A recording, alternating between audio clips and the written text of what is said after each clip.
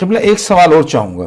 جی. امام باقر علیہ السلام کی حالات زندگی پر اگر نگاہ فرمائیں تو سختی سے لے کر تھوڑی سی آسانی تک جی اور پھر واپس سختی تک جاتی ہے. جی جی تو کچھ بادشاہ اس دور میں ایسے بھی گزرے ہیں کہ جنہوں نے بہت سختیاں کی ہیں. جی شروع کا دور بھی سخت رہا اور پھر آخر کا دور بھی انہی وجوہات کی بنا پہ. بیچ کا ایک دور ایسے بھی آیا کہ جہاں ایک بادشاہ نے امام علیہ السلام کو باغ فدق بھی دینے کی آفر کی جی جی کہ یہ ہمارا حق نہیں ہے، یہ حق اہل البیت ہے. اور اکثر و بیشتر اس خلیفہ کا نام لے کر اسے بڑا اعتدال پسند بھی ظاہر کیا جاتا ہے. جی جی تو کیا حقیقت ہے اس کی؟ کیا اس نے واقعہ حق اہل بیت سمجھ کر عطا کیا تھا، یا پھر وہ حق اہل بیت تو تھا ہی جی جی لیکن حالات کی مجبوری نے اہل بیت کا حق دینے پر انہیں اسے مجبور کیا تھا؟ جی. عرض خدمت یہ ہے کہ ایک اہم ترین جو دور تھا پانچویں امام کا، جس میں ہم دیکھ رہے ہیں کہ اہل بیت کے حق میں حکومت کی نرمی اور بالخصوص پانچویں امام کو کافی موقع ملا، وہ بنی امیہ کے بادشاہ تھے عمر بن عبد العزیز. جی. عمر بن عبد العزیز جو ہیں یہ اس سے پہلے مدینہ کے والی بھی رہے ہیں. اسی زمانے میں یہ امام سجاد علیہ السلام اور امام باقر علیہ السلام سے یہ آشنا ہوئے، قریب ہوئے، اور انہوں نے کچھ کسب فیض بھی کیا. اور بندہ شخصی اعتبار سے بہتر تھا، بہتر تھے، بہت ہی اچھے آدمی تھے. ہم اسے یوں کہیں گے کہ مردوں میں زندہ،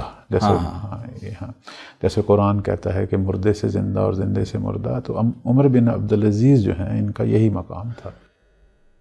انہوں نے اپنے دور حکومت میں اہل بیت کے لیے کافی آسانیاں فراہم کیں، اور اس میں جو ہے انہوں نے دو کام بڑے اچھے کیے. ایک تو سب علی جیسی ایک بہت بڑی بدعت جو امیر شام کے زمانے سے شروع ہوئی، مولا علی پر سب و شتم تبرہ کرنے والی، اور بنی امیہ کی حکومت کا یہ دستور تھا کہ وہ جمعہ اور عیدین کے جب خطبات ہوتے تھے اس میں یہ نعوذ باللہ یہ عظیم گناہ جو ہے، معصیت الہی جو ہے، وہ کھلے عام اس کا ارتکاب ہوتا تھا اجتماعی طور پر. اور یہ دیکھیں اہل بیت کے لیے بھی بہت بڑا صدمہ تھا کہ وہ ہستی کہ جو نفس پیغمبر تھے، جو وصی رسول اللہ تھے، اور جن سے محبت کا معیار جو ہے وہ انسان کے حلال زادہ ہونے یا اس کے نجات کا معیار ہے، جو جنت و جہنم کو تقسیم کرنے والے ہیں. معاذ اللہ امیر شام نے ایک بہت بڑا کام، جس پر اکثر ہم اہل سنت کے بزرگان کو بھی دیکھتے ہیں کہ وہ اس بات کو نہایت ناپسندیدہ نگاہ سے دیکھتے ہیں کہ کاش یہ کام نہ کرتے.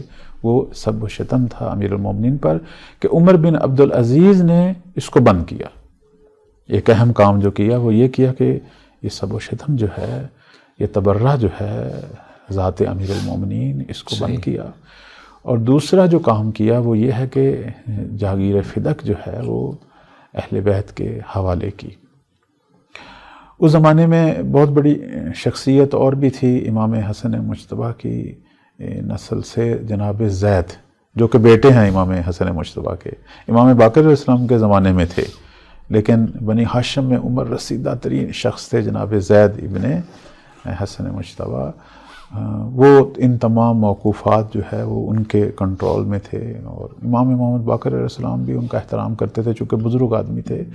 تو بڑا محبت سے پیش آیا عمر بن عبد العزیز ان ہستیوں کے ساتھ، اور یہ چیزیں واپس اس نے بنی فاطمہ کو کیں. تو اس اعتبار سے ہم سب جو ہیں وہ مشکور ہیں، یعنی نہایت معتدل حاکم کہ جس کے زمانے میں اہل بیت نے کچھ سکھ کا سانس لیا، وہ عمر بن عبد العزیز کا دور تھا. یہ اس کا دور قبلہ میرے خیال میں مختصر رہا ہے. جی مختصر دور رہا ہے، کیونکہ اس کے بعد پھر وہی ظلم و ستم کا سلسلہ شروع ہو گیا. بالکل ایسا ہی ہوا کہ اس کو باقاعدہ جو ہے وہ ہٹایا گیا، بلکہ مارا گیا ایک قسم کا جو ہے. تو بنی امیہ یقیناً ایسے کسی پھر دوبارہ خفیہ ہاتھوں نے جی نامعلوم ہاتھوں نے اہل بیت کی حمایت کرنے، یا حمایت تو نہیں کہہ سکتے ہیں، تھوڑا سا انہیں سکون والا ماحول دینے والے شخص کا حساب کتاب برابر کر